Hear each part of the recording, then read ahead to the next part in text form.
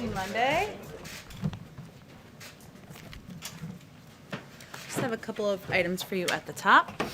The Help is Here tour continues today with the Vice President and Second Gentleman traveling to show how the American Rescue Plan provides help to put food on the table. The Vice President will travel to Jacksonville, Florida to visit a vaccination center and convene a listening session at a food distribution center. And the Second Gentleman is traveling, not will travel because it's happening today, to Des Moines, Iowa, where Agriculture Secretary Tom Vilsack, former governor, and Congresswoman Cindy Axne will visit a food relief organization. The American Rescue Plan will reduce hunger, strengthen the food supply chain, and provide support to underserved, socially disadvantaged farmers. It will extend the 15% increase in SNAP benefits through the end of September, about $28 per month per person, provide $888 million to deliver expanded access to more fruits and vegetables to moms and babies participating in WIC, $37 million for senior nutrition, and $1 billion in nutrition assistance for the territories. It will support farmers of color with $4 billion toward debt relief for socially disadvantaged farmers to pay off burdensome debts, and $1 billion in funding to USDA to create a racial equity commission and address longstanding discrimination. Tomorrow, the Help is Here tour will continue with President Biden traveling to Columbus, Ohio, to highlight how the American Rescue Plan will help to lower healthcare costs. He will deliver remarks on the anniversary of the Affordable Care Act being signed into law, of course, something he had a major role in, and encourage Americans to sign up for insurance at healthcare.gov during the special enrollment period his administration opened amid the pandemic. Additionally, Health and Human Services Secretary, newly confirmed Secretary Javier Becerra will travel to Carson City, Nevada, and the Second Gentleman will be in Omaha, Nebraska, talking about how the rescue plan lowers healthcare costs. And then on Equal Pay Day, Wednesday, the President and the First Lady will host an event at the White House, and the Second Gentleman will travel to St. Louis, Missouri. They will showcase how the rescue plan provides help for women and families by increasing the child tax credit and expanding child care assistance. And we may have some special guests in the briefing room on Wednesday, who of course will be women, just to give you a little preview, but go ahead. Thanks, Jen. Two subject areas. In the spirit of transparency to rebuild public trust, when will reporters be allowed to tour facilities holding children who cross the southern border? And are there any concerns that the images from those tours might show that there's a crisis? Well, first, we are working to finalize details, and I hope to have an update in the coming days. We are working through with the Department of Health and Human Services and also the Department of Homeland Security to ensure privacy and ensure we're following COVID protocols. We remain committed to transparency. And of course, as I noted last week, we certainly want to make sure that the media has access to these sites. And your second question was what? Your first question? I can't remember which way you asked it. Go ahead. Yeah, sorry. Two subject areas. Yes. The second subject area is the Boston Marathon bomber, Johor Tsarnaev. The Supreme Court's now reconsidering the death penalty. President Biden has said he opposes the death penalty. What is the administration's stance on Tsarnaev and executions going forward? Well, first, President Biden has made clear, as he did on the campaign trail, that he has grave concerns about whether capital punishment as currently implemented is consistent with the values that are fundamental to our sense of justice and fairness. He's also expressed his horror at the events of that day and his actions, Tsarnaev's actions, I should say. As vice president, he spoke to the people of Boston on the 1 year anniversary of the horrible crime. As he said then, we are Boston, we are America, we own the finish line. Of course, any process for the death penalty policy moving forward, I don't have any updates on that. As it relates to this specific case, I would refer you to the Department of Justice. Go ahead, Steve. We saw the statement about the trip of Roberta Jacobson and Juan Gonzalez to Guatemala and Mexico. Are they going to specifically ask those countries to help stem the tide of the migrants? Absolutely part of our objective, as Roberta Jacobson conveyed, Ambassador Jacobson, when she was in here just a few weeks ago, was that we need to work in partnership with these countries to address the root causes in their countries, to convey clearly and systematically that this is not the time to travel. If I may, I actually had a little bit of an update or just something I thought would be of interest to many of you, which is what some of the steps are we're taking in these countries to communicate. And a lot of this is through, of course, the State Department and embassies. And so here's a few things we're doing, and this will obviously increase over time, but just to give you a sense of our investment. The State Department continues to, we have placed an estimated 17,118 radio ads in Brazil, El Salvador, Guatemala, and Honduras since January 21st in Spanish, Portuguese, and 6 indigenous languages. These ads played on 33 radio stations, reaching an estimated 15 million individuals. The department has also worked with Facebook and Instagram on an advertising campaign that put our migration messages in the social media streams of millions of individuals who fit the profile of intending migrants. These are very targeted, of course. A total of 589 digital ads in paid search, display, and social media supporting the ongoing migration campaign in the Northern Triangle countries have reached more than 26 million people since Inauguration Day. These ads created over 73 million impressions in the targeted countries, and we're also taking creative approaches in different countries to make sure we're reaching people, meeting people where they are, in some ways how we try to do things in the United States. So as an example, NBC San Salvador, a Scuro comic book and animated show seeks to deter irregular migration by addressing violence as a driver. Content focused on violent reduction reached 240,000 young Salvadorans in the targeted audience. The 2 animated episodes in this past year have been viewed by 3.6 million individuals. So each country is taking different approaches. Our embassies on the ground are obviously the experts working with countries, to your point, Steve, to figure out how to communicate clearly in languages that will be received by the people in these countries, and communicate clearly this is not the time to come, our borders are not open, and we will continue to pick this up in the weeks and months ahead. So, excuse me, is there any indication that this is working, that these ads and all this whole campaign you're running? Well, first, let me say it is difficult to note the people who did not come. That is never a number we will have a mark on. So this is just part of our effort to send a clear message. But there's no question that funding is needed to address the root causes in these countries. That's why the president has proposed funding in his immigration bill. That is an issue he has worked on in the past for many years, including with Republicans, of course, to try to provide funding to a number of, not directly to the governments, because we want to avoid corruption in some cases, but to organizations that can help address the root causes in these countries. So it is not the only step we're taking, but a number of you have asked very good questions about specific communications that we are doing in these countries, so I wanted to venture to provide an update. Go ahead. Now that the public is seeing some of the images, because the congressional delegation provided some photos and descriptions about what they witnessed, children who are frightened and crying, overcrowded conditions. Now that the public has seen that, is that not a crisis?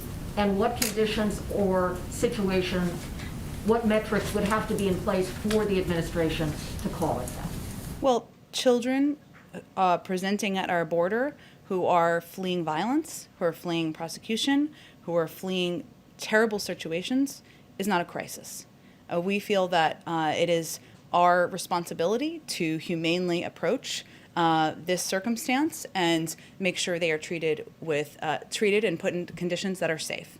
I will say that these photos show what we've long been saying, which is that these Border Patrol facilities are not places made for children.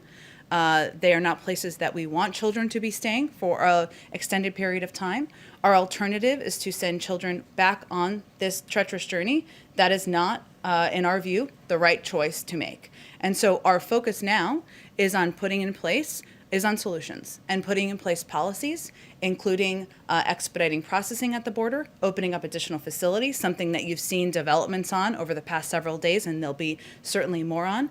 Restarting our Central American Minors Program, which was stopped in 2017. Thousands of kids should be eligible to apply for that, so they're not making this journey. So our focus is on solutions and implementing them as quickly as possible. The president said he is open to going to the border at some point.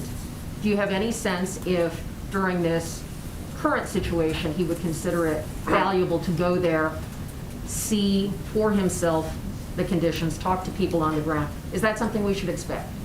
I don't have any trips to preview for you. I can tell you that the president is briefed regularly on the situation at the border and every step that he is pushing his team to take, that his team is taking to put in place actions, to put in place solutions that will expedite processing, get kids into shelters more quickly. And he is regularly briefed, but I don't have anything to preview for you on a trip. He also said one of the changes that could take place is allowing a process where those seeking asylum can do it from their home countries. But there are a lot of advocates who say that just extends the period of exposure to poverty, violence, all of those conditions, and don't support that. So how is the president going to deal with that factor? And clearly, the border is not closed, given the flow. So that seems like a message that is not in tune with what people are actually seeing based on, we're now up to 15, 16,000 kids in U.S. custody and so forth. Well, factually, the vast majority of people who come to the border are turned away. Adults, families, single people who are coming to the border are turned away. So that is a message we will continue to convey through a number of the means I have outlined for you, and the president has also conveyed that directly, as has our Secretary of Homeland Security, and as was noted earlier, there's obviously a trip to the region as well. What was your first question? Well, is the president frustrated his message isn't getting through? I don't think the president sees it that way. The president, the Secretary of Homeland Security have all conveyed that there are a number of factors at play here, including the fact that a number of the people who are making this treacherous journey are fleeing circumstances that are difficult on the economic front, to hurricanes, gang violence. There are smugglers who are making their own pushes about how this is the time to come. So we understand we're working against a lot of push factors that are pushing people to come to the region, come to the border. But what we are conveying from our end is that the border is not open. The majority of people are turned away. And we are, as we're talking about children here, and with children, our focus is on expediting the processing at the border and ensuring they can get to shelters as quickly as possible. Go ahead, Peter. Thank you, Jen. So now that Border Patrol agents in the Rio Grande Valley are letting adult migrants go without even issuing notices to appear, is the Biden immigration policy just becoming more of like the honor system? That is an inaccurate depiction of what's happening at the border. So there's no change in policy. The border remains closed. Families and single adults are being expelled under Title 42 and should not attempt to cross illegally. In the narrow circumstances in which families can't be expelled, the family is tested and quarantined as needed and placed in immigration proceedings to commence. In some cases, families are placed in removal proceedings further along in the release process. So if families are going to be deported and they're awaiting deportation, they don't need a court date and they don't need a notice to appear because it has already been determined that they will be sent back to their home countries. Sometimes that takes a minute to ensure there is proper transportation and steps in place to do that. But if Secretary Mayorkas says the border is secure, the border is closed, how is that the case if these migrants are being processed on this side of the border and then put on a bus to points unknown on this side of the border?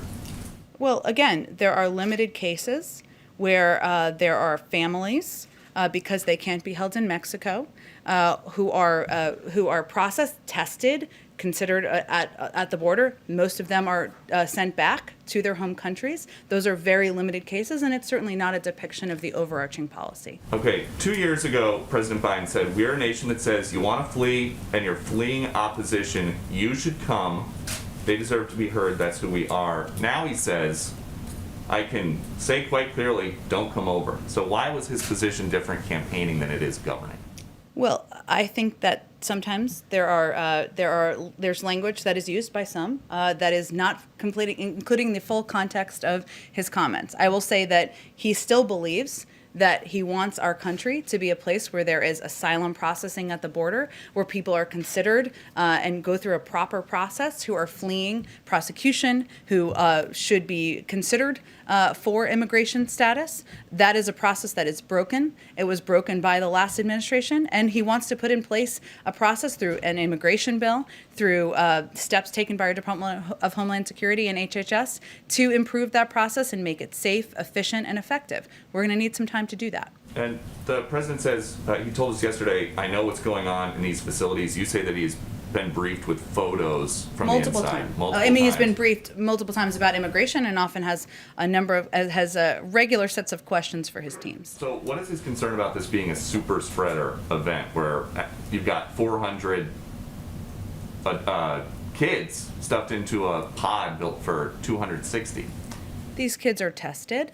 If they need to be quarantined, they are quarantined. We also follow CDC guidelines to ensure that they are kept safe. One of the reasons that it took us some time to have some of these facilities or some of the shelters open to larger groups of kids is because we wanted to follow those CDC guidelines. So we certainly don't see it through that prism. We actually took the steps we did to keep these kids safe. But where else in the country would it be okay to have 400 people in a space for 260 during the pandemic? Well, again, Peter, we're closely following the CDC guidelines. That's why we're opening up additional facilities, why they've been at limited capacity in a number of these shelters. But if I may, I don't know that there are CDC guidelines that say you can be open with Are you talking about the shelters, or are you talking about the Border Patrol? Border Patrol facility. Apologies, I wasn't Yeah. misunderstanding your question. Yes. Look, I think our objective is to move. This is one of the reasons this is such a focus every single day for the president and this administration. We want to move these kids as quickly as possible through these facilities and into the shelters where there is safe spacing, and then move them into homes where there is safe spacing. And we are concerned about the public health impact. That's why we're putting in place a number of policies to expedite these processes. But at that first stop, it's just not happening. And that is part of the federal government that you guys are in charge of. Well, again, I think I've outlined for you specifically even a number of steps that we have taken and we are taking to expedite processing at the border, to ensure we're expediting the timeline, because these Border Patrol facilities are not made for children. We want to move them in part because of COVID, in part because they're not places that have the educational, the health resources, and other resources that we believe these children should have access to. That's where all of our focus is on, and why we're working to expedite things. We have a plan. We're implementing it, and we're confident we're going to be successful. We just have limited time, so I just want to go ahead. A couple questions on the vaccine, Jen. Assuming that AstraZeneca gets the green light from the FDA, what's the administration's plans for distributing that vaccine? Well, we don't want to get ahead of the FDA approval process, which I'm sure you certainly understand. And certainly for any vaccine that's approved, we would integrate it into our distribution process, equitably. Is there the sense that the U.S. would have enough supply from the other 3 vaccines that the AstraZeneca supply could all be shipped overseas? Would that be a plan from the administration? I wouldn't jump to that conclusion at this point. There are obviously a number of factors, including the fact that these variants are unpredictable. We're still at war with the virus. We don't know which one is going to work best with children. And so that's one of the reasons the president and this administration wanted to be as prepared as possible and ensure we had a range of options at our disposal. You had said on Friday that the plans were not finalized yet on sharing vaccines. Do you have anything more to update on that today? No, first, we are committed to, the U.S. has been, as you know, because you've covered it closely, one of the hardest hit countries in the world. More than 500,000 people have died. 1,400 people continue to lose their lives every single day. As I noted, there are still a number of factors that are unpredictable that we need to plan for to the best of our ability, including the variants and the impact and what will be most effective, as well as what will work best with children.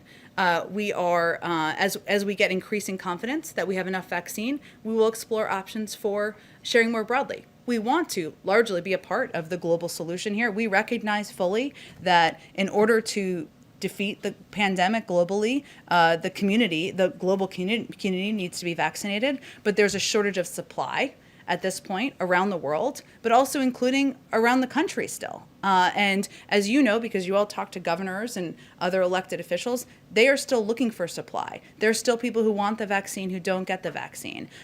We are not sitting on a secret dose of supplies. We are focused on getting these out the door as quickly as possible at this point. One more. The president on Friday seemed to suggest that he thinks you could double the goal. 100 million shots in the first 100 days already hit. And he said, we hope we can keep the pace, 2.5 million a day, maybe able to double it. Is the new goal now 200 million shots before day 100? We don't have a new goal to set. Our team is looking at that. We certainly want to put one out publicly once our health and COVID team has taken a look at what's viable, and hopefully we'll have more on that soon. Go ahead, Josh. Can I ask a follow-up the meeting over the weekend last week with the Chinese Sure. delegation in Alaska? Did the president get what he wanted out of that meeting? Does he have any response to what came from it? And where does it leave the countries now going forward? For instance, is the prospect of some sort of bilateral meeting between President Biden and President Xi now more or less likely? Is there anything you can give us on that?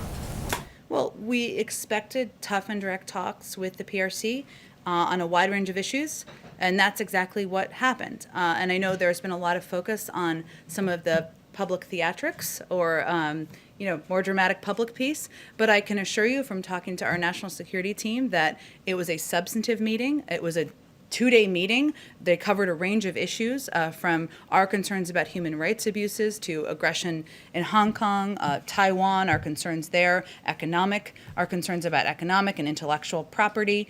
And we also, of course, talk about ways we can work together. So we're taking stock of where we are. This is where we are now.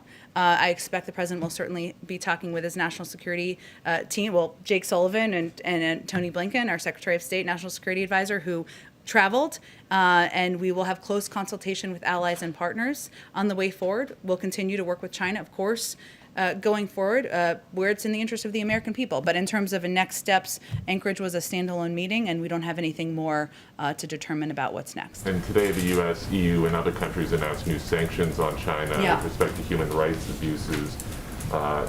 Did anything happen that happened in Anchorage affect that? In other words, would the U.S. have not participated in that had certain conditions been met? Is there any link between the two? And what next steps do you think? China has retaliated against the EU. Do you expect U.S. retaliation? And is there any more sanctions that you would do if they don't act to change course with respect to the treatment of these minority groups?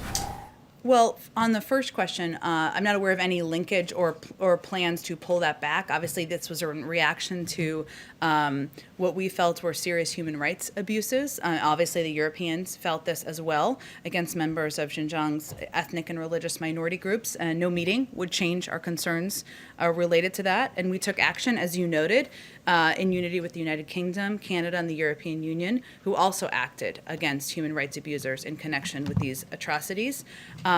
This demonstrates our ongoing commitment to work multilaterally to advance respect for human rights. And we continue to have grave concerns about China's crimes against humanity and genocide on Uyghurs in Xinjiang. But I don't have anything to predict for you on future sanctions. Obviously, this is an issue that was raised in this meeting last week and was an issue that was raised by the president in his conversation with President Xi just a few weeks ago. What will the U.S. do, if anything, if China doesn't change its approach? Is this sort of a one-stop sanction, or down the road will this be revisited and are further sanctions possible? I mean, they've given no indication that they would change approach. In fact, they have more or less doubled down that they're doing nothing wrong with respect to these minority groups. Well, clearly sanctions are meant to deter behavior, but I'm not going to rule in or rule out any actions when we're at not even day 60. What day are we at? 62? I'm not even sure. Of the administration.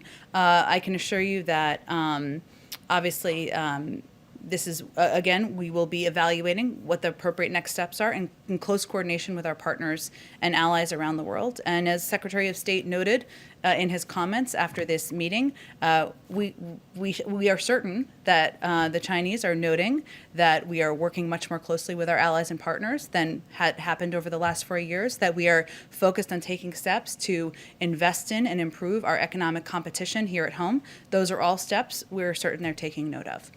Sorry, very briefly, Go on ahead. the Guatemala trip, the president's proposal for $4 billion in aid for the Northern Triangle has made allusions to conditions that might be placed on it, reforms, anti-corruption efforts, that sort of thing.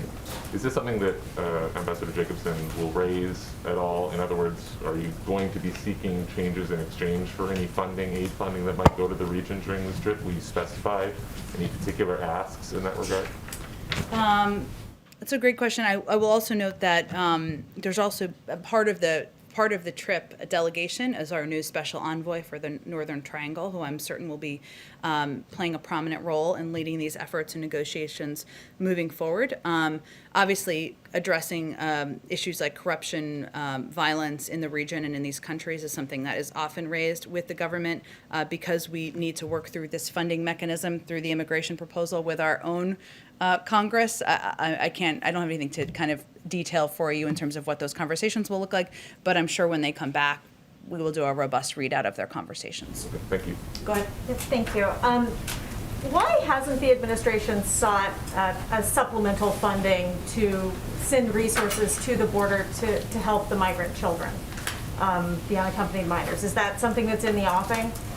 Well, I know Secretary Mayorkas has spoken to this exact question, which is a great one, and what he has conveyed is that the funding is not the root issue here, that there are larger issues or issues that we have been focused on working through, including processing, identifying additional facilities that we think will help address the challenges we're seeing at the border. Okay.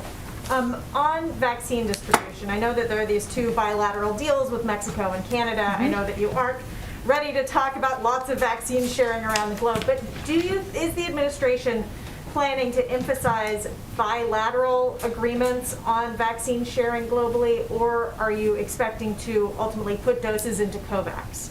We, of course, remain committed to working through COVAX. We provided the most funding to COVAX of any country in the world with $4 billion. Mexico and Canada, as you all know, are our neighbors. And so there is a great deal of traffic that can go back and forth between these countries. So it made sense in those scenarios to do bilateral lending agreements, for lack of a better phrasing. But in terms of future, I expect it will be a combination, but certainly we will continue to be a contributing, supportive member of COVAX. Just one follow-up on the Tsarnaev question and Boston bombing. Will the president, we're trying to understand why the Department of Justice continued to move forward with this appeal if President Biden's position is that he has grave concerns about the death penalty. And has President Biden or will President Biden talk to the Attorney General about this case, possibly DOJ consider changing its appeal?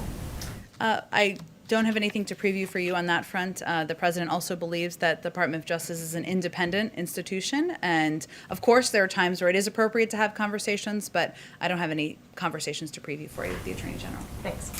Go ahead. As has previously been discussed, there are some families who are being released from facilities into the United States.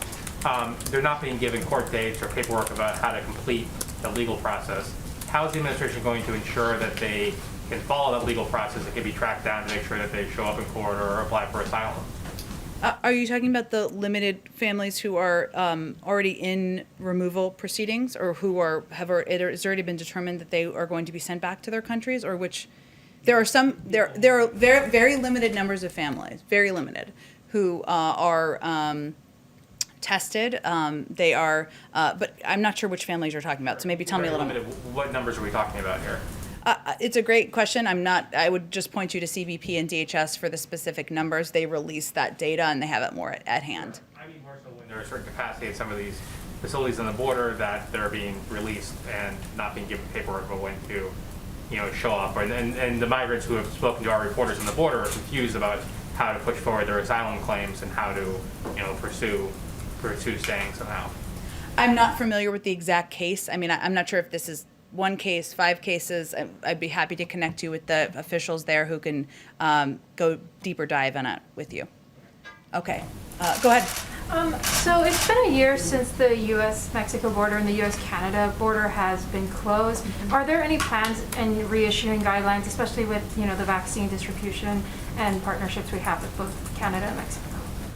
I don't have anything to preview for you. It's constantly, of course, reevaluated. We look at it through the prism of COVID and safety and obviously diplomatic relationships too, but I don't have anything to predict for you on that front.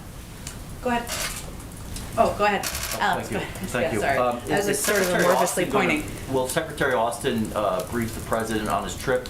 And secondly, the Taliban has threatened the U.S. unspecifically about some sort of action if the U.S. does not meet the May 1st deadline. So what is the president's plan for that? The secretary sees the president on several times a week as a part of the PDB. Obviously, we don't preview what topics are discussed, but I'm certain he will discuss his trip with him, given he was in Afghanistan just over the weekend. In terms of the May 1st timeline, the president spoke to this during his interview last week with ABC, where he conveyed it would be tough, but there are ongoing policy discussions and decisions right now, and I don't have anything to preview for you on that front. What is the president's message tonight for Senate Democrats? Is he going to get into his thoughts on the filibuster, for example? Well, he'll take some questions from them, so I'm certain they can ask a range of topics. I think he certainly wants to convey to them his gratitude for working with him on the American Rescue Plan, and commit to them that he is not done yet. He has more work to do, and he looks forward to working with them on continuing to build the economy back better, work to increase American competitiveness at home, and have a conversation with them. He'll take their questions as well. But does he expect to get into the filibuster? Naturally, I would assume that's going to come up. It may. We'll see. I'm sure if they have questions about it, I'm sure he's happy to discuss it with them. And then, Yeah, just go ahead. lastly, Go ahead. we expect that there's going to be a number of judicial nominations coming soon. Can you give us an update on that? And secondly, when will we hear more about the Bob Bauer commission and what will come from that? I don't have. Soon there will be judicial nominations. I don't have a timeline for you or anything like that. It is something the president remains committed to. As maybe we've talked about in the past, I can't remember. He obviously wants it to be representative of our country, and I think that'll be reflective at the appropriate point in time. And in terms of the judicial commission, I don't have a timeline on that for you either. Go ahead. All right, two questions, including one from people who can't be here today. Sure. First of all, just on the border, right at the start of the administration, when President Biden signed executive orders overturning President Trump's orders and so on, I mean, with hindsight, does he regret not speaking more clearly and more forcefully, saying, do not come to the border? Well, was a message sent that President Biden's America would be more welcoming? We've been conveying the messages that I have just conveyed from the beginning. Did you have a second question? President Obama is taking part, I think, within the next hour in an event with Protect Our Care, talking about the Affordable Care Act. Has he? The question is, has he visited the White House yet, or indeed, are there any? Do you know how often he has spoken to President Biden, and are there any plans for him to take part in advocacy at administration events going forward? Well, I will say, having a unique view of this question, they were not just president and vice president. They are friends, and they consult and talk about a range of issues. I would expect that continues through the course of President Biden's presidency. That can be done over the phone, it turns out. And I think if President Obama had been here, you would all know he's a recognizable figure. But I expect, given former President Obama's work on the Affordable Care Act, President Biden's commitment to expanding access to health care throughout his presidency, that it's an issue they'll talk about. But in terms of what he'll be involved in, I would point you to his team. Eric Schultz, I can give you his phone number if you need it. Do you know how many times they've spoken since Inauguration Day? I don't have an exact number for you. They keep in regular touch, and our teams are in regular touch about a range of issues. Go ahead in the back. Thanks, Jen. First off, before I get into my other questions, just checking on the president. He fell going up the steps to Air Force One on Friday. Is he doing okay? He's 100% fine. I don't know if you've been up those steps. They're a little tricky sometimes, but he's not on Air doing Force great. One. I've not been up those. Then, did he see a doctor? Did he have to see a doctor over it? I'm not aware of that being required. There's, of course, a doctor who travels with the president, any president of the United States, but I'm not aware of it needing actual extensive medical attention. Okay, great. And then on the border, of course. Was it no? Yeah. Well, I'm not trying to be, there's a doctor who travels with him. He was walking around, as you all saw, by the end of the day. So I'm just trying to be completely transparent. He's absolutely fine, as he was on Friday, was this weekend. He spent the weekend at Camp David. He's good. Go ahead. Okay. On the border, you've said a few times today that the majority of migrant families are turned away. DHS said last month that number was 42%. That's down significantly from, say, last October when it was over 90%. So what's your threshold for the majority? The majority of people, families, everybody who comes to the border, if you look at those overarching numbers, is turned away. DHS is the right authority for specific numbers and data on all that front, so I'd certainly encourage you to keep talking to them. So also you are opening up new facilities. One of the options that's being reported over the weekend is spending $86 million on hotel rooms for some migrants and feeding them. How do you square that with the National Guard troops who were sleeping in parking garages and, some of them got sick from having contaminated food? That's a disparity a lot of people are pointing out, that our National Guard was treated one way and then illegal immigrants are going to be put in hotel rooms. Well, first, let me say that at the time when we became aware of the conditions, National Guard troops were in parking garages, as you noted. The president called the head of the National Guard that day and offered his assistance, offered to play any role that he could play, boosting morale, asking for more aid, making sure they had the right, were treated in the way that they deserved for the incredible role they've played. So I know that was some time ago, but that was the reaction he took at the time. If I may, one more on Rachel Levine. Her confirmation has gotten a lot of opposition from Republicans, specifically about the COVID nursing home scandal. She's implicated in Pennsylvania for signing a directive on May 18th while taking her own mother out of the nursing home. There was over 12,000 senior deaths. That's half of the deaths, COVID deaths in Pennsylvania. This is the same scandal that Cuomo is facing in New York. And the governor in Pennsylvania is under investigation. So why does your administration feel that Rachel Levine should get a pass on this and get such a high official position at the Health and Human Services Department? I'd have to look into more specifics of the details here. It does not sound at all to me like that her scenario is similar to the scenario in New York, but we'll follow up with you if we have more to offer. Go ahead in the back. Thank you. Just first to follow up on Alex's question about the remarks to the Senate Democratic Caucus tonight. Is there a reason why the press pool was allowed into the remarks to the House Democratic Caucus and that is not the plan for the Senate Democrats? Was that something that was a White House decision or something that Senator Schumer and company decided? I'm happy to check on the access question. I certainly know that you guys like to have access to these these events. I will check and see what's possible. And then a question on a foreign policy topic, which I think you're familiar with through the years. Senator Menendez is leading a group of senators who are pushing for the White House to recognize the events of the Armenian genocide as a genocide rather than as atrocities of some general form. Is there any update on the planning on that? We're certainly aware of Senator Menendez's efforts, but I don't have any update on our policy. Go ahead in the back. Yeah, President Biden said yesterday that he regrets Turkey's withdrawal from the Istanbul Convention concerning violence against women. Is it to say that he has no capacity to make the difference on values with this ally? That President Biden has no capacity?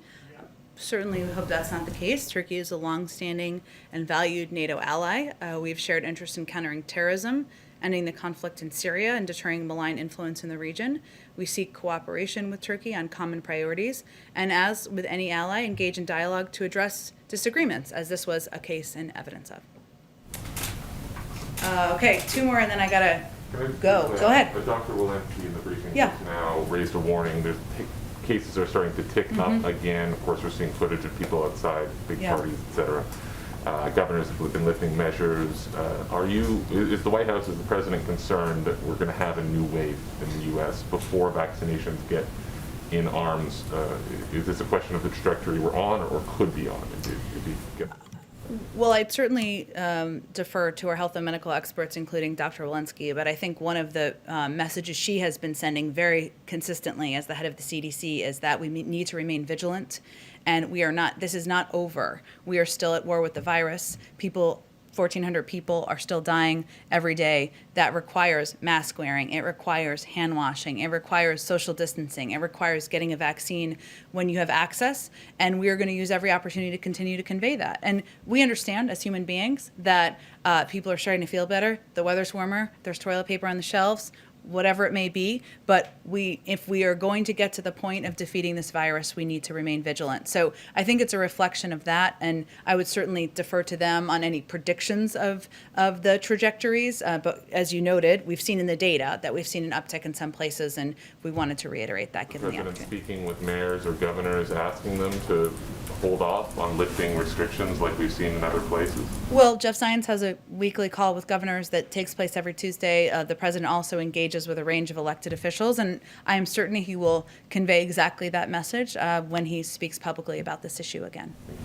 You said that you were finalizing details for press access on these border issues. Can you commit to that happening this week? And since the administration, the president's brief, lots of different people at different staff levels have access to many kinds of photos, can you provide, although we would prefer independent press coverage, can you provide photos to show the public now so we can have more than relying on the congressional delegation? Well, we're working on independent press coverage. We believe that that should happen and that should be the case. And I don't pull the levers here. I wish I was that all-powerful. I am not. But I can just reiterate our commitment to transparency. And I certainly hope to have an update for you very soon. But I can't give you a deadline on that. But photos you already have possession of could be shared with the public. Why not? Well, we're going to give you access to the facilities so that the press can have access themselves. Thank you, everyone, so much. Thank you.